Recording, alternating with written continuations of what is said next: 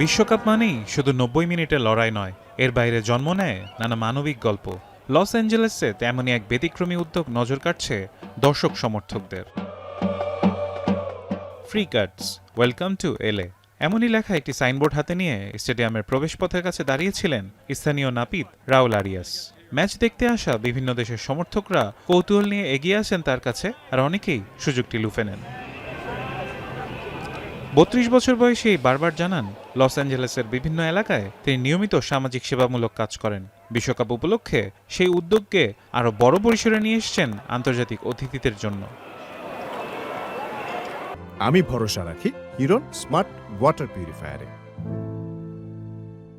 খোলা আকাশের নিচে চেয়ার বসিয়ে শুরু হয় চুল কাটার কাজ।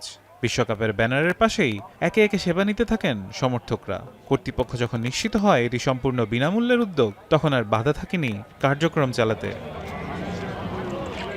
আরিয়াস বলেন, ব্যস্ত এই সময়ে নিজেদের দোকানের কাজ করে অর্থ উপার্জনের সুযোগ থাকলেও তিনি বেছে নিয়েছেন মানুষের সঙ্গে সম্পর্ক গড়ে তোলার পথ। তার বিশ্বাস, অর্থের চেয়ে স্মরণীয় অভিজ্ঞতা ও মানবিক সংযোগ অনেক বেশি মূল্যবান।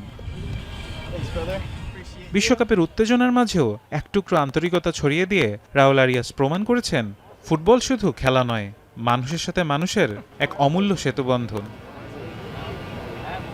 ফারহান ইহসান, এখন।